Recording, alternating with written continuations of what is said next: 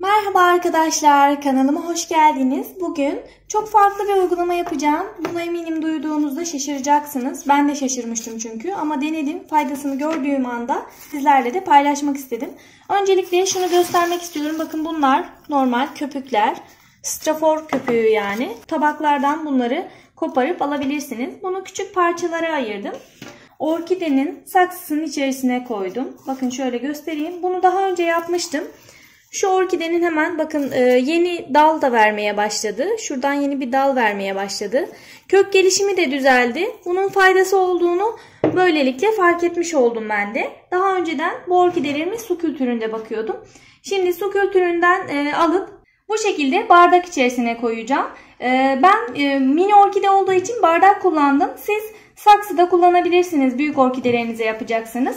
Ben bunları mini orkidelerimde bazı kök sıkıntıları vardı. Kök gelişimleri biraz yavaşlamıştı ve köklerinin daha düzelmesini istediğim için bu uygulamayı denedim. Şimdi bu uygulama ne sağlıyor onu da açıklamak istiyorum. Bu strafor köpükleri orkidenin köklerinin nemli kalmasını sağlıyor. Daha önceden sizlere açıklamıştım. Yosun da çok fayda etmişti. Yosunun da faydası yine aynı şekilde orkidenin köklerinin nemli kalmasını sağladığı için gelişmesini sağlamıştı. Çünkü orkideler genel olarak nemli ortamları severler. Zaten yetiştikleri bölge olarak da nem olan bir bölge olduğu için nemli ortamları sevdikleri için bu şekilde orkidenin köklerini nemli tutan malzemeler orkideye fayda sağlıyor. Ayrıca sıkışık kökleri severler. Yani normalde çiçekleri alıyoruz, orkidelerin saksılarının ne kadar küçük olduğunu fark edebilirsiniz. Orkideler kocaman olduğu halde onu üretici firmalar özellikle küçük ebatlı saksılara dikiyorlar. Yani bunun elbette ki bir mantığı var. Çünkü orkideler sıkışık kökleri severler. Şimdi biz bu straforları kullanarak da orkidenin köklerinin hem sıkışık olmasını sağlıyoruz. Aynı zamanda orkidenin köklerinin nem içerisinde kalmasını ve böylelikle köklerinin sağlığına kavuşmasını sağlayacağız. Aynı yöntemi şu orkideme de yapacağım. Bunun için yine aynı şekilde bir bardak kullandım ben. Ama siz normal büyük bir orkide için yapacaksanız ona göre normal bir saksıda kullanabilirsiniz. Şimdi böyle bir miktar köpükten koyuyorum. Daha sonra etrafına yine aynı şekilde orkideyi koyduktan sonra şöyle sıkıştırarak orkidenin köklerini içerisine yerleştiriyorum. Şunu da aynı zamanda şöyle yerleştireceğim. Çiçeğin daha dik durabilmesi için. Orkidemizi saksının içerisine yerleştirdik arkadaşlar. Şöyle görebilirsiniz. Kökleri gayet güzel görünüyor. Köklerinin zaten gelişim durumunu şeffaf saksı olduğu için, cam içerisinde olduğu için bunu rahatlıkla görebilirsiniz. Altında herhangi bir delik yok. Delik olmasına gerek de yok. Orkidemiz bu şekilde hazırladık diyelim. Şimdi bunu nasıl sulayacağımıza da değinmek istiyorum hemen. Orkidenin içerisine bakın şöyle suyu dolduruyoruz.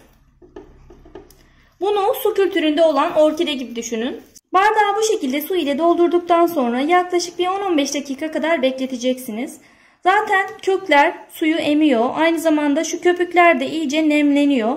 Nemli oldukları için bir 15 dakika sonra bu suyu süzüyoruz. Şöyle göstereyim nasıl yapacağınızı. Şu an 15 dakika olmadı ama ben daha sonra tekrar sulayacağım. Şu an ne yaptığınızı göstermek istiyorum sadece. Bakın bu şekilde suyu süzüyoruz. İçerisinde su kalmasına gerek yok. Şöyle çok az dibinde bakın çok az böyle 1-2 damla kadar su kalıyor dibinde. Şimdi bu zaten köpükler gördüğünüz gibi suyu biraz çektiler. Aynı zamanda kökler de zaten suyu emiyor. Gördüğünüz gibi yeşil ve güzel görünüyor.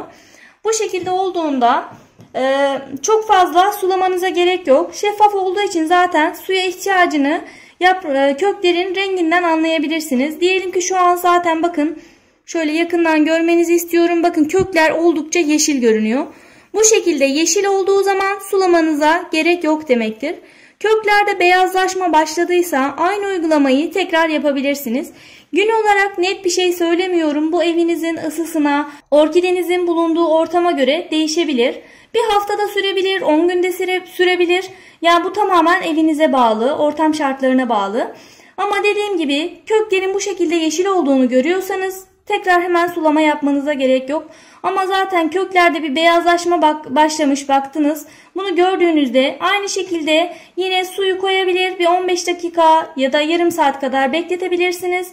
Daha sonra yine suyu süzeceksiniz. İçerisinde çok fazla su kalmasına gerek yok. Yaklaşık şöyle köklerin 1-2 tanesi suya temas edeceği kadar çok az bir su bırakmanız yeterli olacaktır. Yani bu uygulamayı da su kültürü uygulaması gibi düşünün. Sadece burada ekstra olarak yaptığımız şey bu köpükleri koyarak biraz orkidenin köklerinin hem sıkışmasını sağlamak hem de bu köpüklerin kökleri nemli tutmasını sağlamak. Ekstra olarak yaptığımız sadece bu. Ayrıca şöyle bir avantajı da var. Orkidenin içerisine normal su kültüründe olan orkideye bu şekilde çubuğu koyamıyorsunuz ve orkidenin çiçeği böyle dik olarak güzel görünmüyor. Ama buna aynı zamanda çubuğu koyarsanız daha güzel dik bir görünüm sağlar ve görsel olarak daha hoş duracaktır. Şimdi diyelim ki bu orkideye besin vermek istediniz. Besin uygulamasını nasıl yapacaksınız? Besin uygulaması da aynı su kültüründe uyguladığımız gibi. Yani değişen bir şey yok. Dediğim gibi bu su kültüründe bakmakla alakalı aslında aynı yöntem gibi düşünün. Sadece tek fark bunun içerisine köpükleri koyuyoruz. Köpükler biraz daha köklerin sıkışmasına ve nemli kalmasını sağlıyor. Normal su kültüründe uyguladığınız gibi besini koyuyoruz orkidenin içerisine, yine saksının içerisine. Diyelim ki bu kullandığım suyun içerisinde besinli su. Bunu orkidenin içerisine döküyorum. Normal su değil de diyelim ki bu suyu işte besinli su olarak hazırladınız. Bu şekilde içini dolduruyorsunuz. Bu içerisinde yarım saat bekliyor. Yarım saat sonra yine aynı şekilde süzüyoruz. Besinli suyu orkidenin kökünde bırakmıyoruz ama sadece dikkat etmeniz gereken besinli suyun orkidenin bu saksının içerisinde bırakmamak gerekiyor. Ayrıca şunu da belirteyim, bakın böyle orkideye besin uygulamak istediğinizde de şunu kesinlikle yapmayın. Bakın şu an orkidede zaten yeteri kadar çiçek var. Buna besin şu an uygulamanıza kesinlikle gerek yok. Çünkü orkideniz çiçekliyken besin uygulaması yaptığınızda orkidenin çiçekleri daha hızlı bir sürede ölecektir, kuruyacaktır. O yüzden orkide çiçekliyken besin uygulamanıza gerek yok. Bu şekilde sadece normal su uygulamanız yeterli olacaktır. Zaten orkideler genel olarak besin uygulamasanız da yerini sevdiğinde, ortam koşullarını sevdiğinde, nemli bir ortam ve yeterli ortam sıcaklığı olduğunda besin olmadan da çok sağlıklı bir şekilde yaşayabilirler. Siz de orkidelerinize bu yöntemi uygulayarak sağlıklı ve güzel orkidelere sahip olabilirsiniz. Dediğim gibi köklerin çok iyi bir şekilde gelişmesini sağlayacaktır.